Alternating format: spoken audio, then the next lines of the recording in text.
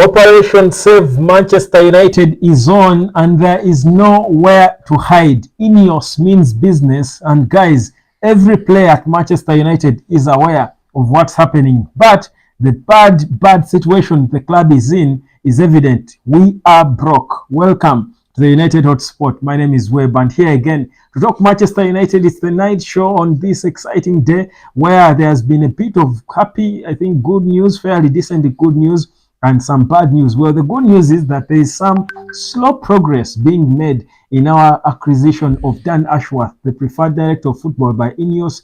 The sad bit is Marcus Rashford seems to be having a big head and playing stubborn. Well, we'll talk about all that in just a bit. And there's so many other players that are who are being linked to a move away. Well, I've told you time and again that INEOS are in talks with players, talks with staff. They started with the staff as the players do go on with their season. Well, the talks, and trust you me, some of the results are not good for certain players. So we'll talk about the players who could be on the way out, including some names you might that might shock you. INEOS are serious and they're saying we need money because we are in a broke situation. Brian Owili, right on time. Good evening, brother. Mr. Webb from Kenya. I see you, brother. How is it going back there in Kenya? I hope everything is okay. Well, at Carrington, there is business unusual going on left, right, and center. Well, we're a broke club that needs to sell players to buy. Like we've been emphasizing, it's clear now. We cannot even be linked with any players. I've just seen a report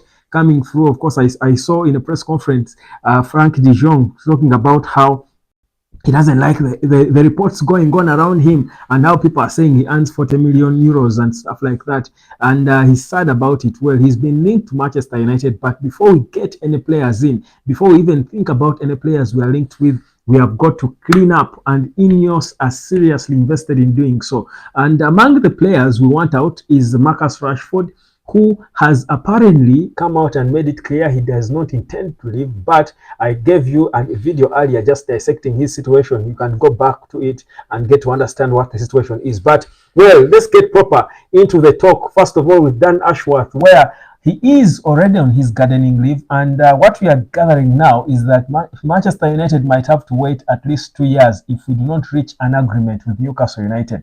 If we do not reach a compensation agreement, then we might wait 2 years with Dan Ashworth earning money from Newcastle, but he can't work. The reason why that is so is because, I mean, he has got details and secrets of Newcastle. That's why they are trying to fail the whole process. Whereas they are looking for a replacement, they are keeping him sat and telling him, you can't work, you're on a gardening leave, we are paying you all your money, but you can't do anything. If you do anything, if he works for himself or for anyone, Dan Ashworth will be sued. That's the situation with him. So it's a slow process now. INEOS are trying to come up with a solution, but there is hope that we shall reach an agreement with Newcastle United. When it comes to the players, talks are going on. Casemiro, Rafael Varane, Andre Onana, Harry Maguire, Christian Eriksen, Marcus Rashford, Anthony Martial, Luke Shaw, Anthony Dos Santos. Those are 9 players already who are being looked at, focused on by INEOS and co, including the loaned players. Pedestri, Donny van de Beek, you do recall, is also on loan. He's still a player. Mad Diallo is around, but he's still not playing. He was on loan. So INEOS might actually surprise us and overhaul the entire squad the way Chelsea did if they do get the right players to bring in the right amount of money they need for that to happen. So it's a very interesting situation going on at Carrington. There is pressure all over the place. People are under pressure. Everyone is under pressure at Carrington. They don't know who is going and who is going to stay. Every day they say new training. Every player is on their A game. All staff are on their A game. INEOS is trying to rebuild a different culture at Manchester United. That is the situation that is going on now at the club. Now let's talk player per player. And you can section and tell me which players you think should be the first for us to prioritize when it comes to these talks going on. So the first players, of course, Marcus Rashford, because INEOS as well knows that he's our main biggest asset to attract some money. And if we get a good base, if we get a decent fee from Marcus Rashford, then all the others, it will be easy for us to negotiate deals for all the rest. Because, I mean, if we get a base fee of, let's say, 90 or 100 million from PSG for Marcus Rashford, then if we add on, let's say, 30 which is I think the most we can get for Anthony. 30 from Casemiro, 25 or thereabout for Casemiro because he's aging. Then we add on some more for, let's say, Pelistri, one of the players on loan. Then we add on the peanuts that were agreed. I will talk about, I promise to tell you details about the Mason Greenwood story. I dropped a video earlier today. I'll give you more of it. Get that money for Greenwood in the event that I don't want to bring him back. So if we have a good base with Marcus Rashford, our biggest asset, bringing us that, then it is going to be an easy summer for INEOS. It's going to be easy for them to raise the funds. Now, that's the only way we are going to beat the financial fair play man. That's the only way. So the plan is to go detail per detail into those talks. So that's why the representatives of many of these players these days are nearly camping at Carrington. Every day in this cold winter, they have to endure the cold winter, go to Carrington like they're footballers themselves and go into talks. That is what is happening. It's business unusual, like I've been saying, which for me is a good thing, and that is exactly the shake-up Man United has needed for the longest time. So Marcus Rashford to PSG, I think is still on, whereas the player is being reported doesn't want to, he will have to go if INEOS do want him to go. And the price is about to be set. We shall know how much. For me, my estimation is anything between 80 and 100 million or 120 million for a club like PSG. That's my estimation. I think we can convince them to pay us that. Now, the other player who wants to go seriously, guys, is Altel Bayindil. Altel Bayindil feels like he should be playing more football.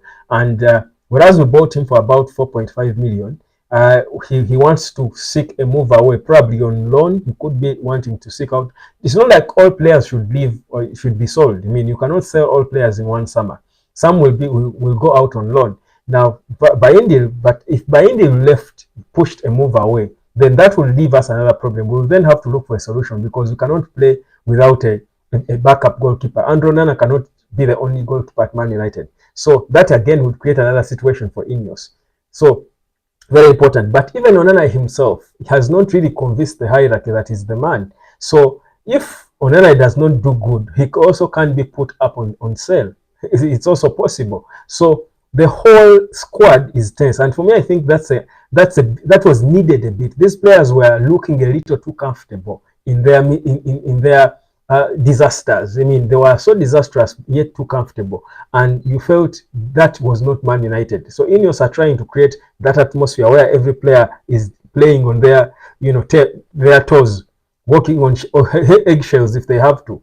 And it shouldn't be the atmosphere you want for a successful entity. But if players are too lazy, like we've been talking about here, I dropped a video months ago of the laziest players at Man United, and many of you loved the video.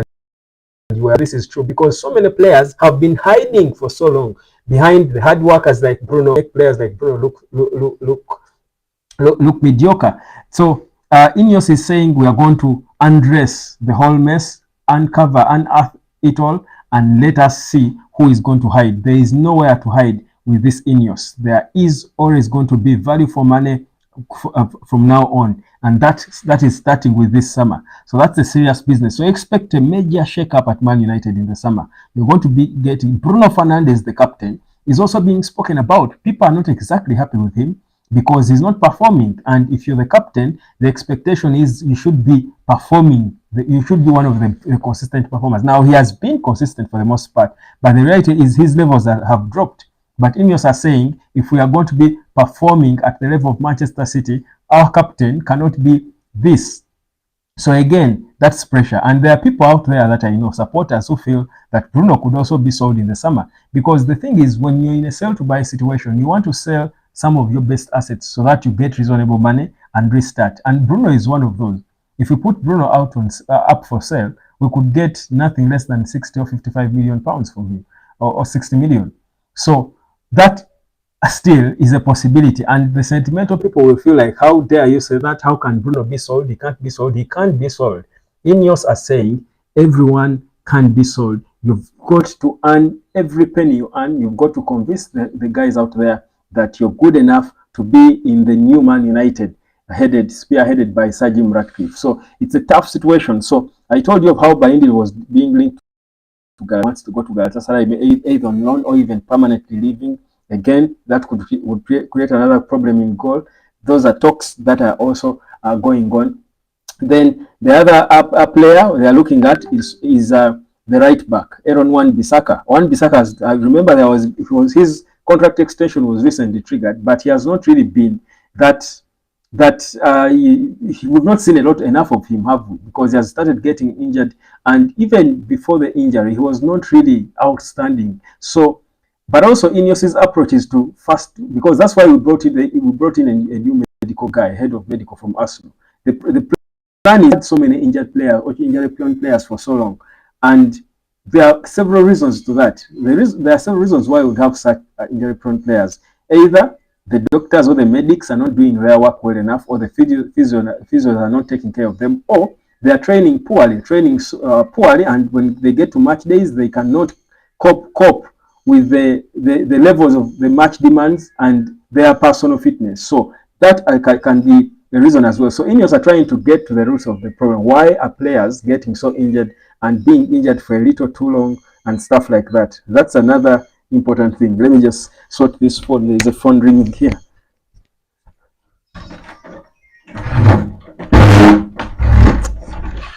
So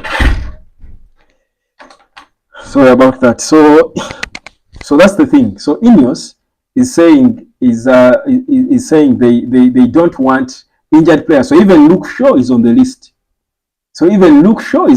Guys. So Luke Shaw as well is going to be, and I also think that Luke Shaw should surely also be let go of, because I mean he's never fit. For me, I agree that Luke Shaw should be let go of. There is no doubt about that. So that's the situation at Man United. Casemiro is the other one. Casemiro, and there are debates about Casemiro because, again, like we all are, people are divided about Casemiro because there is a feeling that Casemiro and his experience would be good for Kobe. The only reason Casemiro could survive is because of Kobe, because with how good Kobe is, there is, of course, obviously, it's important that he has got an experienced midfielder player in that role to be close next to him. When Casemiro today was speaking about it and saying, having played next to him, he's certain that Man United has got a future star for years, for generations to come. But the only thing that could save Casemiro is not his football, because we clearly saw even against Luton, we've seen consistently how Casemiro, whereas he came back and boosted our levels up, his individual performances are not exactly why we have looked like a top class team. It is his presence more than the performance. I mean, him being there as a personality in that midfield just lifts us up. Every player will step their game up, because this is a Champions League winner, a Brazilian captain, but his game is not anywhere close where he was. But his presence there is always going to contribute to the game of Kobe Mainoo, and of course those are things that will improve Kobe. So talk could be that Casemiro could stay a little longer if he can take reduced terms, because remember Casemiro is earning more than £300,000 per week. So there are also possibilities of certain players having reduced terms. If they are open to that, then they could stay, and that could see Casemiro stay a little longer, maybe a further 6 months or 1 year, and then we see what will happen after that, because we need him to help Kobe Mainoo. But again, you look at Kobe's game and you're thinking there is not so much for Casemiro to help him with. But of course, football is highly technical these days, that there is quite a number of things that Kobe can learn from Casemiro. So again, that's another important one. For Anthony Martial, it was decided even before INEOS came in that they are not going to trigger his contract extension. He will leave in the summer. There is no doubt about that. He chose to stay and finish his contract, but he's not even in the team. He's injured. So all these injured players are also going to be let go of. For those who have hope of returning, they will be loaned out. Players like Donny van de Beek, whereas he's on a huge wage and perhaps there are not so many teams that will be interested in taking him, the worst could be terminating their contracts if they don't want to go, because again, that's a possibility. If you don't want to go, but we don't need you, you cannot hold us at ransom. There is that window that can be triggered and your contract is terminated, or you're separate mutually. So then those are players like Anthony. For Anthony, I think he will be sick not to want to go. He's one of those who want to sell. But you see, what INEOS are doing is they're first considering the players who will bring in money. And those are the Marcus Rashfords, those are the Casemiros, if they are going to let him go of him, the Wan-Bissakas, the Luke Shaws. These are the players who can bring in some money. Anthony, yes, can bring in some bit of money, but who would want to spend on Anthony? Because he's a, in terms of how much we invested in him, he's a high-profile player. But in terms of what returns he can bring, so many clubs will be interested, even in Saudi, in paying reasonable money for him. The other player who we could want then to debate on longer, I think he's going to be the longer debate. The other player is Jadon Sancho. The talks for Jadon Sancho are different because remember he's on loan to Borussia Dortmund. He looks like he's balling there. He's young, he's English, and you do remember there's supposed to be a certain number of English players. Now, what could save Jadon Sancho is if Marcus Rashford goes, because we need a certain number of English players, and we're not going to bring all these Harry Amases and all these many English players from the academy and put them in the senior team. So if things can become better between Sancho and Eric Ten Hag in the event that Ten Hag will stay, because even Ten Hag is not safe. He's also not safe. Sahim Ratcliffe doesn't seem to be so excited by the way he plays. So even Ten Hag is not safe. But in the event that Ten Hag stays, and I think INEOS can, or Malbera and his team, or INEOS team can try to restore a sanity between Ten Hag and Jadon Sancho, and Sancho could stay because he's not so many of us really have written him off. I think Sancho is like Anthony, like there is no way back for him. Unless Borussia Dortmund are willing to pay us anything more than £50 million, then we can sell him, make that money, bring in other new players, because it's going to be a proper new restart. A little bit like what you say at Chelsea. A little bit like what you said at Chelsea. So that's what is going to happen. Of course, for Chelsea, it was a nearly complete overhaul. They look like they sold and let go of everyone and brought in completely new players and a new manager and all. With Man United, it might be a bit subtle, but in the end, by the time we get into the next summer after this one, that's coming. Trust you me, it's going to be a whole different Man with different, perhaps even a different captain. Probably mine, put away the captain's armband. Good evening, Alodin. Alfred Sendwe, Casemiro, Eriksen, Van Marshall, and Malaysia must go. Tyrell Malaysia again is the other one. Anolina Liguma, Alfred, I disagree with you on Malaysia. Well, for Malaysia, guys, I've said the thing is, INEOS has come in to change things that they don't want to risk, because there is a possibility, a strong possibility that Malaysia came with an injury. And that's why you should ask yourself why they let go of the first person, even before INEOS came in. The first person that was let go of was by even the Glazers, the John Matters, was the guy who was of medical, the head of the medical team, because Man United has for the longest time been signing injured players.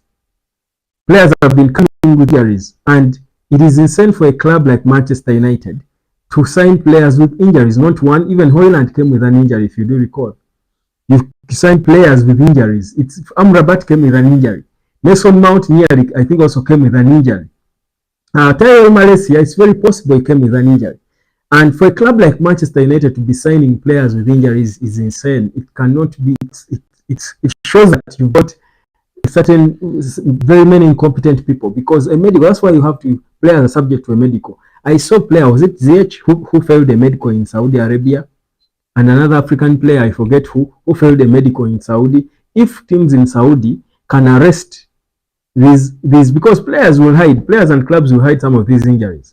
They know because I told you the top stuff, so that even you give time. Medicals are not just about that day when they are going to undergo a medical on the day he's going to be unveiled. No, but that is almost final touches before the final unveiling. Medicals are done like proper prayer, because the teams have got to exchange injury records and all and stuff. But also, if you're interested in a player, the way, for example, Arsenal was interested in Ivan Toney for the longest time, they have been monitoring him and his fitness to see and study that is he fit, because clubs and players can cover injuries and just to sell you a rotten player, an injured player. It happened several times with Chelsea. Shevchenko joined Chelsea when I think he was not just aging, but I think he had an embedded injury. It happened with again Chelsea when they were signing which other player, striker flopped at Chelsea, Torres from Liverpool. So this food has changed today, that the medical team has got to be capable of identifying these injuries, even if the clubs the club selling has not been entirely honest. Now, It is possible that Malaysia too, because think about it, how much football for a player to play at that level, unless he had got a terrible injury and broke a leg and all. But I am trying to recall the injury Malaysia got. It wasn't the worst of injuries, but he has been out for so long that even his recovery was set back. Now it can happen, and I'm not saying it can't happen in football. It can happen, but maybe he came with something embedded. So again, do we want to risk with such a player? But also, the period Tyrell Malaysia has not been playing football, even if he returned feeling injured, he would take time for him to pick his levels up to a level where he can play at the post level and compete with Man City, Real Madrid, and that's where we want to be. It will take him a lot of time. Now we have that patience. That's the question. We have unless he's as talented as Mason Greenwood, who spent 2 years without playing and returned and immediately was bowling. But you see, with Greenwood, he was not out of football because of injury. It's different. When you're out of football because of injury, it's completely different. Guys, playing football at the topmost level is so difficult that's why Eden Hazard was sent into retirement early at 32, I think, going 33. That's why Eden Hazard retired early, because he went to Real Madrid with an injury he got during COVID. But he had never recovered, even when he looked okay, but he could not play football at that level anymore because the demands are high. The intensity of football in the Premier League especially is so high that if you have been injured for as long as Tyrell Malaysia has been, you might need another, 6 months to recover. But are we going to have 6 months to wait for a left back when even the first choice, Luke Shaw, is also not good enough? He's also injury prone. Even Luke Shaw is struggling because of the terrible injury he got back then. So I might agree with Alfred Sendo, who says even Malaysia should go, because is it a worthy risk? If we are changing things now, we better change things and start afresh at a go. And all in, if Ten Hag back to square one, well, Ten Hag's leaving will not be because we are sending. If in the event that leave, it will be because of a lot of reasons. Just think about it this way. This is going to be a completely new dawn when it comes to football at Manchester United. It is all Todd Boehly about Chelsea. Now, would you think Todd Boehly would have bought Chelsea and maintained the same coach? Was it who was the coach before Graham Potter, before he bought? Who was the Chelsea coach? I'm forgetting who their coach was. You see, usually a new owner, and more so when the old stake in a club, and you're given the football operations and stuff, usually you want to be your own man, have your own identity. It is so possible that you want to bring your own coach, but also they probably have a certain way they would want to play. That might not necessarily be the philosophy of Erik ten Hag. Erik ten Hag, before Sir Jim came in, Erik ten Hag was for his style of play, his philosophy of playing from the gen whatever style and building from the back and stuff. INEOS, Sir Jim is a 71-year-old Man United supporter who has watched United forever. He has never watched United play like that. Probably he does not like that kind of football. He's the owner, so he can sack Ten Hag. That would not be taking us back. It is the beginning of a new dawn, new owner to bring something new. By the way, even in the Premier League, I wouldn't mind if INEOS, I understand if INEOS let go of him, we'll have a fresh start. Forget about the past. This is a fresh start with INEOS. Let us just see what he does, where he takes us. And that's why you're seeing he's bringing new guys, new directors of football, because Ten Hag was hired by a different director and who were thinking of football differently. So for you to say that Erik ten Hag should stay, to play in what strategy? The old strategy of John Matt and Richard Arnold, who were sacked because they failed.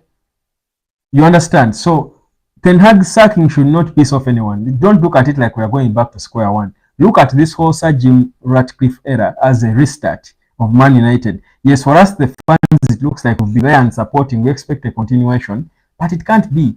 It can't be a continuation. Someone had to pay nearly 1.5 billion pounds to own just a portion of 25%, boss. This is someone's money. 1.5 billion pounds, even for the richest man in the UK, is a lot of money. He's worth 30 billion pounds. He got 1.5 billion pounds of that money. He has already made the transaction, I think last week. He made the transaction, but that was what was pending. These Glazers for them are all about, they want their money up front. So he paid the money, the signatures are being exchanged, and they say, boss, I paid all this money. I want this team to look the way I want it to look. Unless Ten Hag is lucky and Sir Jim Ratcliffe would like to play the way Eric Ten Hag sees to get.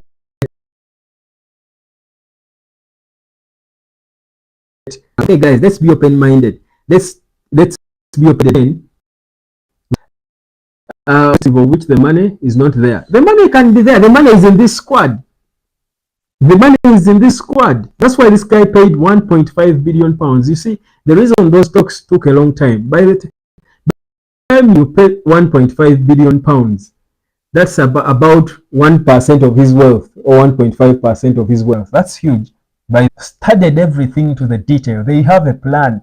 They know that, okay, this is financial fair play. This is how it works. Financial fair play works. This is the squad. This is the cost, the worth of this squad. This is how much this squad is worth.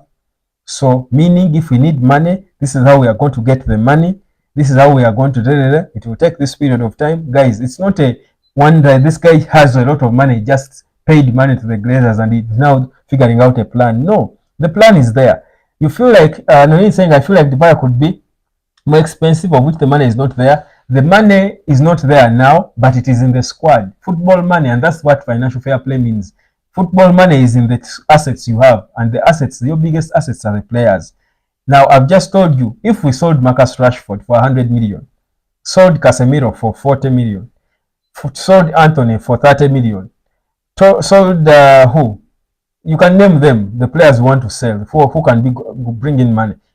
Even if it's Bruno, the captain, for 60 million or 70. Sold,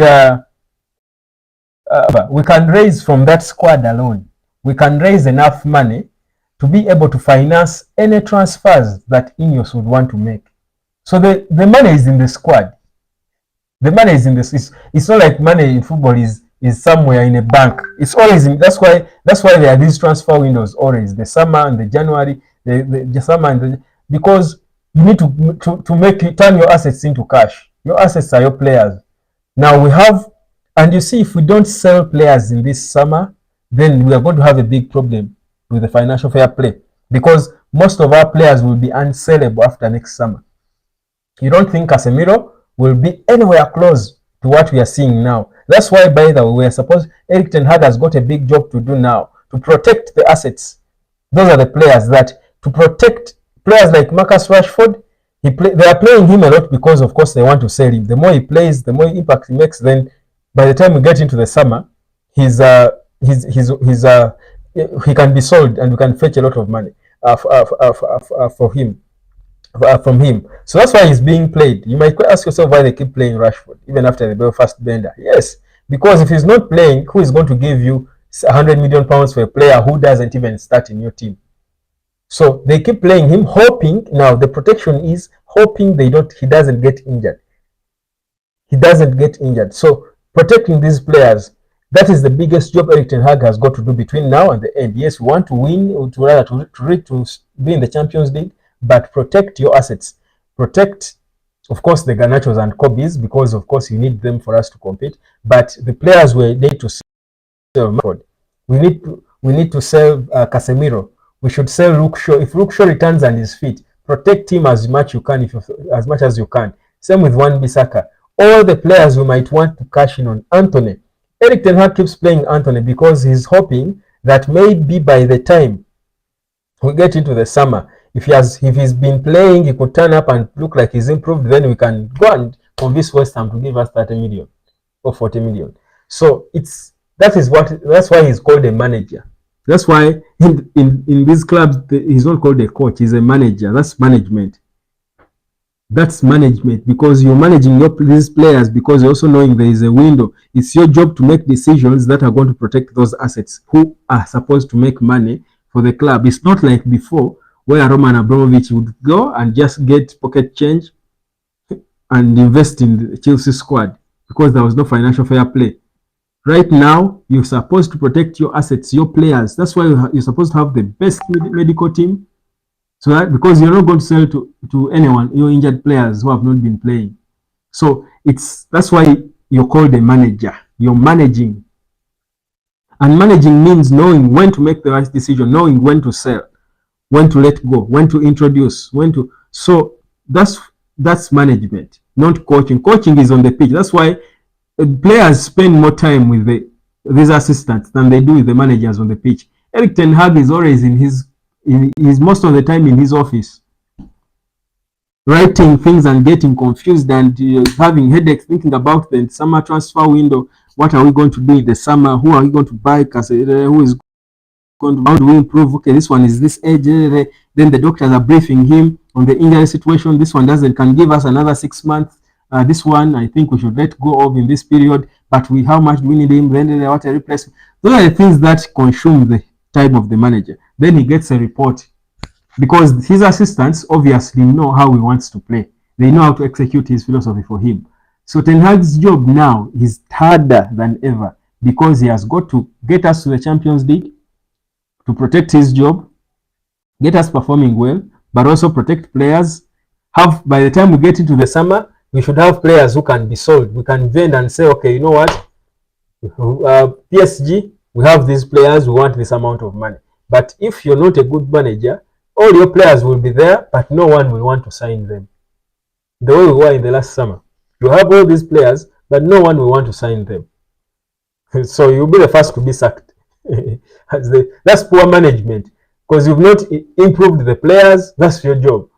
You've not improved the players, you've not protected them. If they are all sick, who is going to sign them injured? So you've not, meaning you're not balancing the training, you're overworking them maybe, meaning you have a poor medical team. So why haven't you fired it? You're the manager. Why do you have poor medics in your team? So it's a whole difficult ball game. So that's where Erik ten Hag is now. But the beauty is that's why he said he's so happy that INEOS are trying to bring in a team of competent people to support him.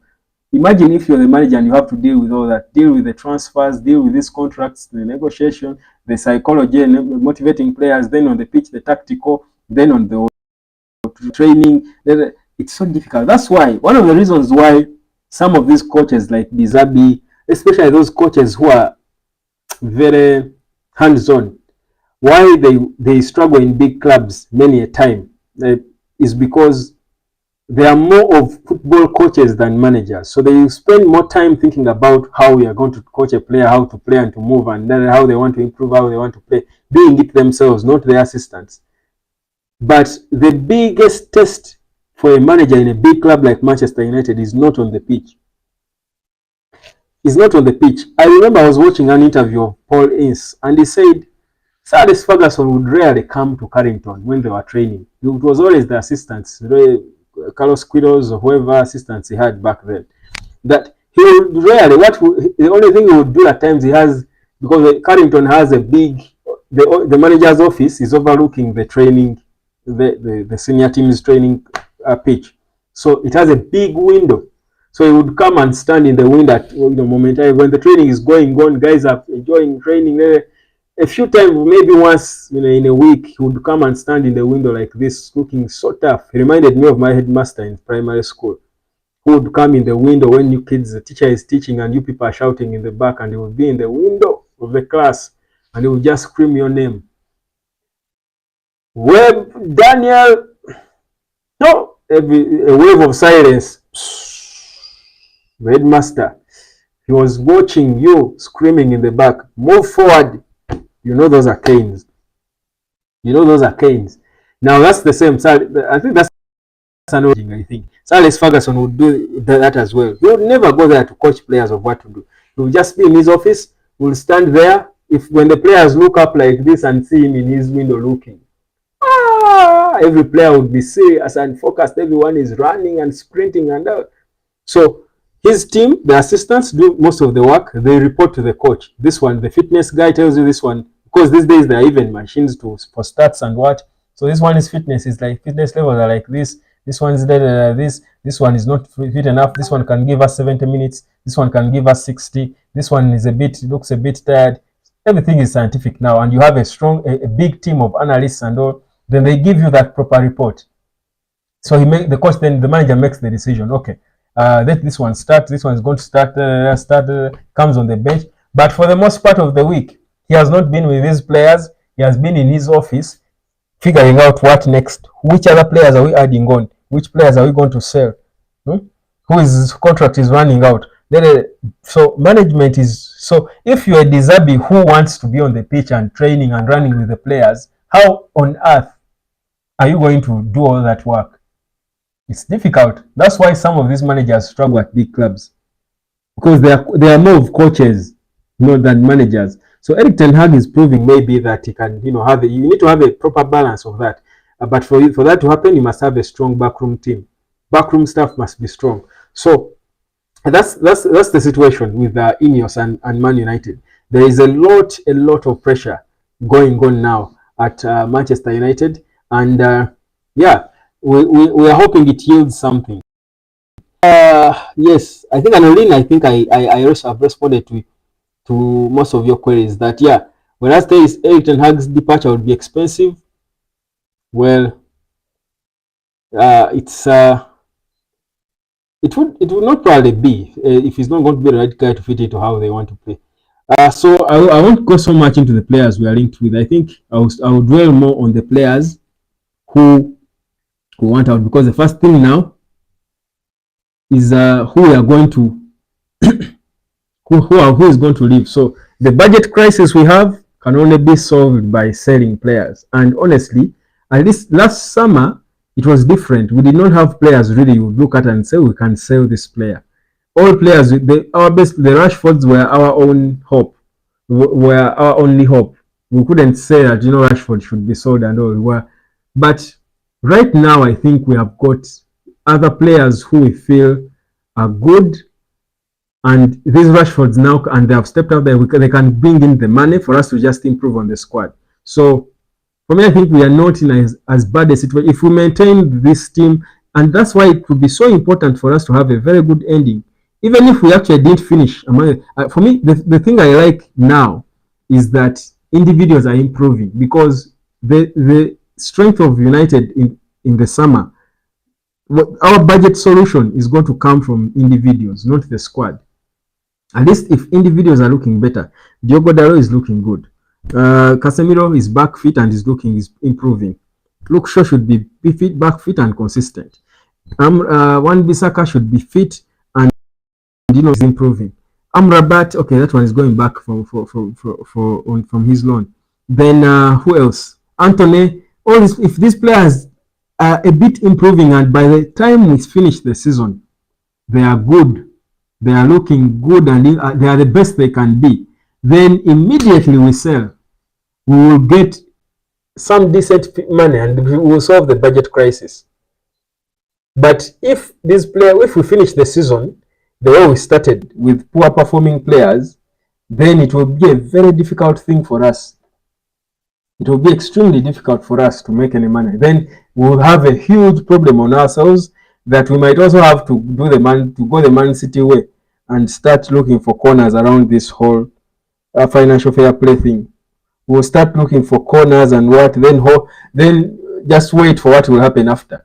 Because of course there should be smart ways of going about this financial fair play. I mean, Man City, does it.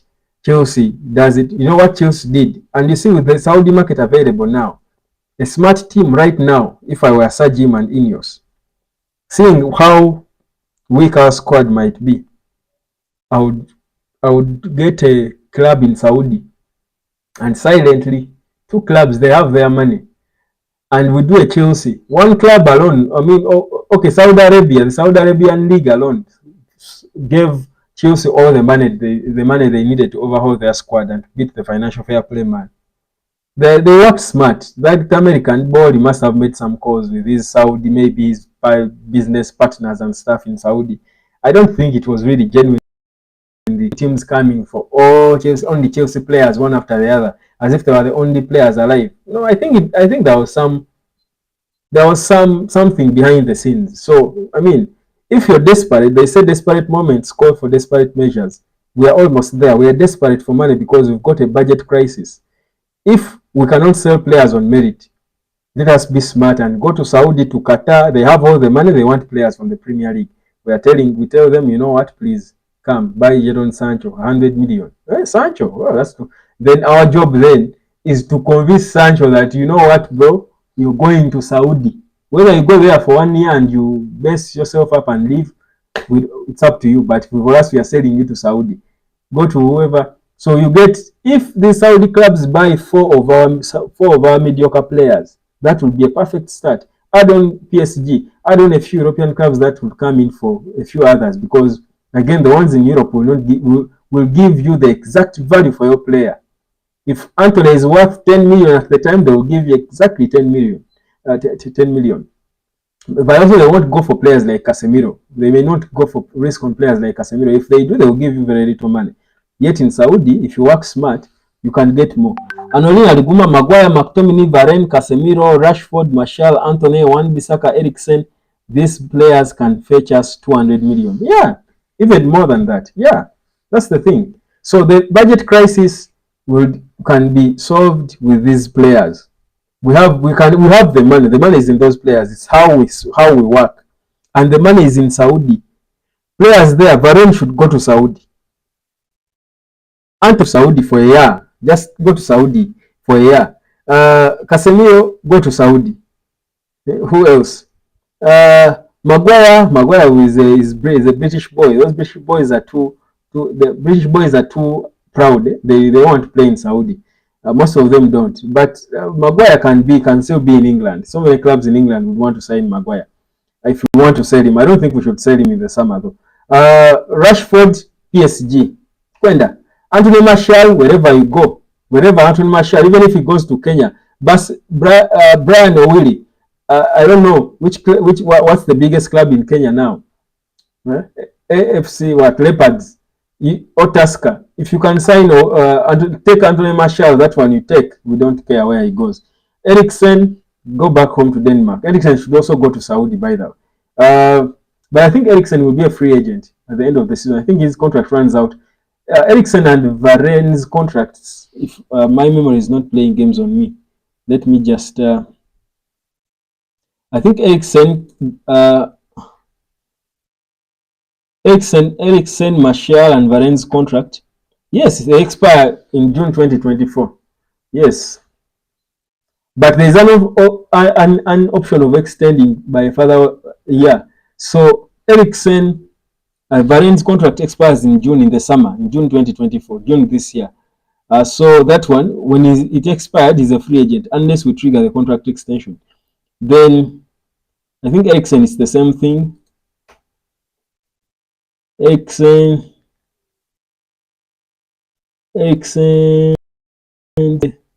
contract, I think, will still be on. I think Eriksen can fetch us some money. Then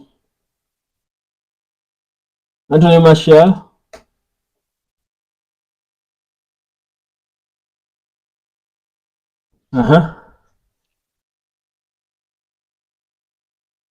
Anthony Martial also can fetch us some money because there is an option of extending his contract to 2025. But we opted not to extend it. We made that decision, that we know. So yeah, we can make a proper 200 million, and you see, with 200 million, if you put it to good use, I think we can solve most of our problem. Elton Jack, we don't have so many departments to solve. We just need to work smart. Elton Jack, I do believe Rashford can find back his form at United, but not at this moment. No, Elton, why this hope? What do you see in Rashford? Why do you like? Why are people so?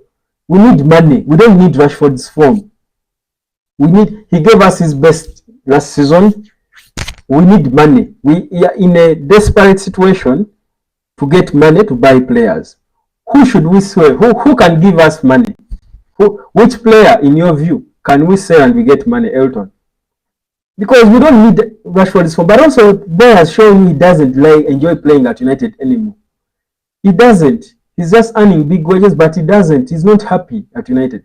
But if we keep Rashford to coping on his, I don't care. I think his best was that 30 goals last season.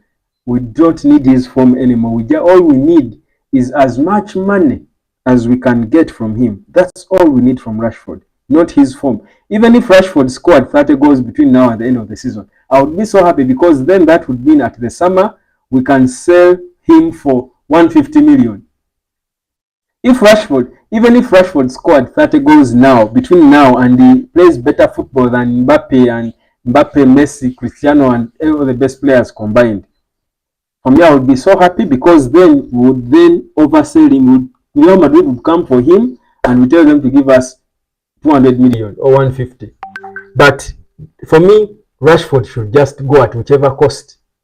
Rashford should go and we get money, because he's our biggest asset now to attract money. He's our biggest sellable. Okay, the biggest asset would be Kobe Main or Rasmus Højlund, but can we sell them? We can't.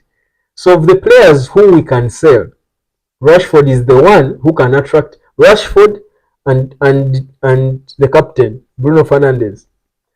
But you see, Bruno Fernandes is the captain, but also Bruno Fernandes has been consistently performing well. And he's a good player. He's just being misused.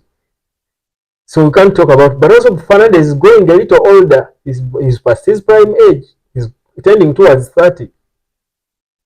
So Rashford is the prime age, right, proper age. He's 26. Big salary, big profile. Rashford is the right player to sell now for us to get the first big amount of money. Then we add on these little extras. Then we'll have a decent summer. For me, Rashford, no, even if he scored 100 goals between now and the end of the season and we won the Premier League somehow, Rashford should be sold immediately at the first attempt. And that's why I liked Sir Alex Ferguson. Sir Alex Ferguson just knew. Even the fans would never know. There would be no speculation. Of course, the media then was different. There would be no speculation. Ferguson had a huge contract. David Gill said one of the things Sir Alex Ferguson had was his contact base. That when he wants to sell a player, he would just pick up the phone. He would just pick up his phone, make a call, seal the deal. It is done. Inform the player. Now things today have changed. The players have many representatives who confuse them, processes. The clubs seem a bit desperate for signing these players. So there is a lot. But with Sir Alex Ferguson back then, and I liked it that way, he was the manager, and that's why players would fear him. Same thing with Jose Mourinho. I was watching an interview with this Obi-Wan podcast, Obi Mikel, and he spoke to Eden Hazard, by the way, beautiful one. And Eden Hazard said something interesting. The best player, with all his skills up there with Messi and Cristiano, the best player Eden Hazard has ever seen, to him, the most skillful player, is Gael Kakuta. Do you guys even know? Do you recall Gael Kakuta? That boy who joined Chelsea from Lens back then in 2000, I think, and 6 or thereabout. He was young. Kakuta, who flopped.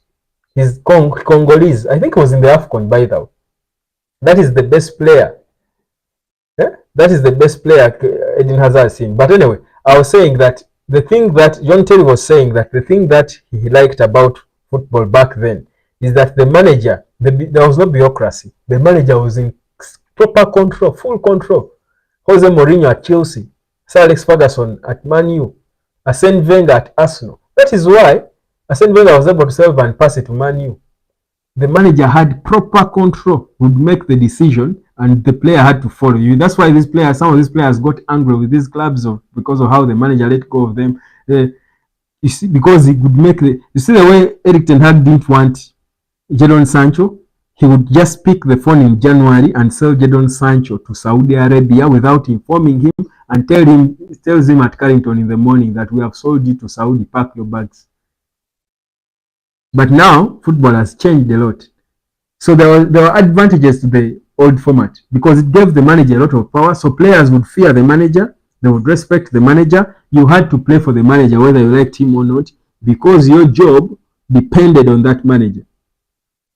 But you see today, these millennials of today, and I think that is the only way to manage these millennials. But you see, even the structure around football is being changed to give players a lot of power and more headache to managers, which is bad. Then these structures, so many people around the manager, but you see that's how football is now, unfortunately. And it can't change. It has its disadvantages. To find Raj, let Rashford leave United or come out of when if he comes from the bench, then they won't give us money. Yeah? To find Raj, I like how you started, but let him go. But you see, if he comes from the bench, we won't get money because then they will under his value will go down and we'll get little money. Let him keep starting until the end of the season. I don't care. Ferguson did the same at his time. Van Nistelrooy, Beckham, Ronaldo, exactly. He just knew when to sell. You see, when they sold Cristiano Ronaldo to Real Madrid, everyone was saying, how do we let go of Cristiano? Let me tell you, that Ferguson, right now in this squad, I would tell you Ferguson would shock you and he would sell Garnacho. In the next summer, Ferguson would sell Rashford and Garnacho. For Rashford, he would have been sold a long time ago. If Sir Alex Ferguson was the manager of this team, Rashford would have gone for serious good money to PSG or Real Madrid, wherever back then. So many players wouldn't be there anyway. Garnacho could be one of the players, could be this guy because of how he's looking wasteful, just that he's young. But if Real Madrid came for Garnacho, Ferguson would sell him immediately. That was he sold Beckham at his prime. And we all loved Beckham. But he just sensed that his ego was growing bigger than the club. Sold him without asking. Beckham was shocked. He thought he was untouchable because this was his daddy. And you see, Ferguson had a better, closer relationship with these players than Eric Ten Hag will ever have with any of these players or any other manager. Because these were his babies. Imagine the class of the Gary Nevilles, the Who's. These were his babies, but he sold them because for him, the club came first and he had the power. He would tell David Gill, I need new grass tomorrow. Then David Gill, the CEO, would be like, we see now I don't have that. It would cost £1 million. I don't have that money in the budget. Boss, do you want this team to perform? Find the budget. Find the money. So that is what you do. Elton Jakukas, let's have this following list. 1. Cassie, Varane, Anthony, Sancho, and Mason Green. Guys, we love this young boy, but trust me or not, he will never play for United again. And we have Pedestri on the market too.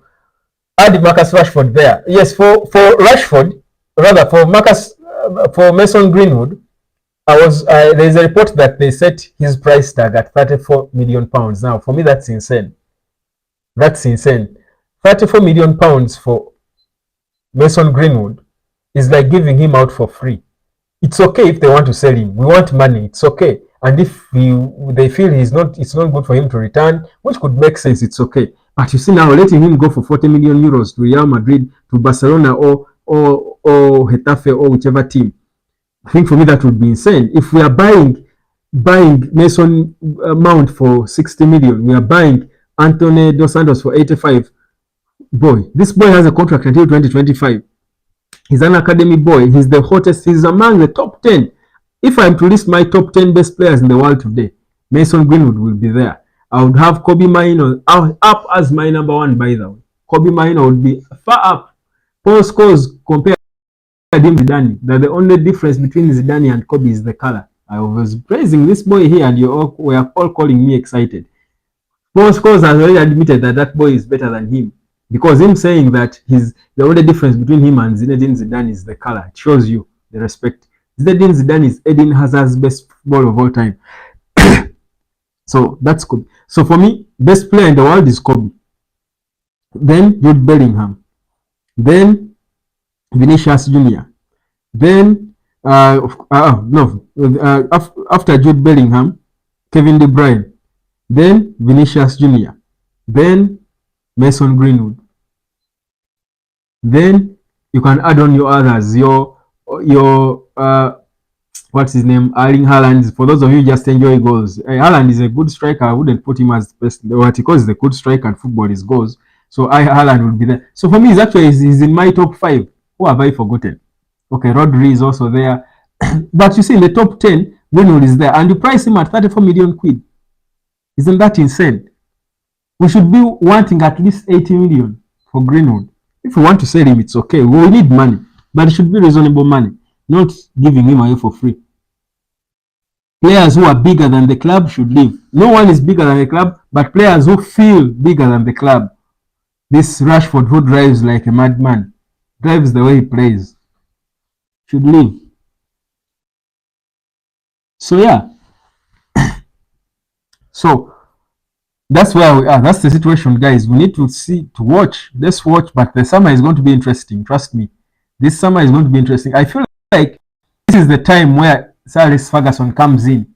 I think these people need to consult from Sir Alex Ferguson on how and who to sell and where. Let Ferguson help them make calls. He's still connected.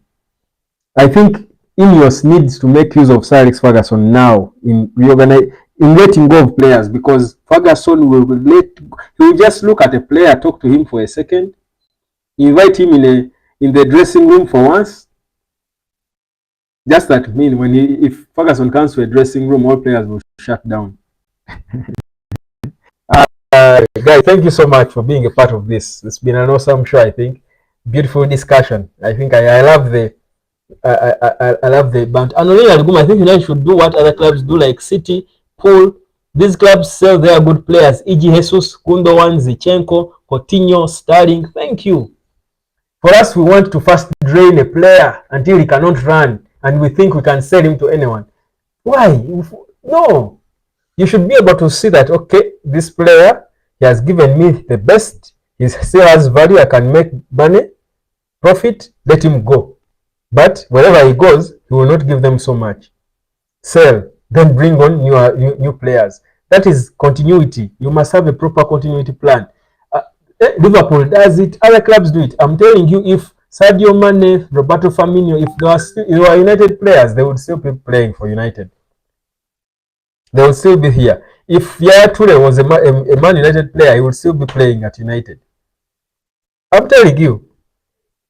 For us, we just want to drain players, and also the fans. I feel like certain fans, like I don't know who was saying fans. So these are the fans who support this. Keep players even when you clearly see that they are headed down. The player has one good game, and you're like, I think he can regain his form. You're hoping against hope. No, you see, when the player goes up, when you go up so high, there's only one way to go. For Rashford especially, he went up so high, and he prematurely got a huge contract. He can never go up again at United. Never. Never. Never. But he can go to PSG and he has a proper restart. Given more money, more motivation, more inspiration, bigger challenge. He knows he has to earn his money and he can play in France. And of course, after playing every day in the Premier League and beating people and scoring 30 goals in the Premier League, if he goes to France, Rashford can, in 2 seasons, can attract Real Madrid. If he goes to PSG, he can score 40 a season. He can. Because the thing is, can be a decent finisher sometimes. But we need to sell him. Thank you, guys. Have a good morning, a good evening, a good night if you're going to sleep. Catch you tomorrow.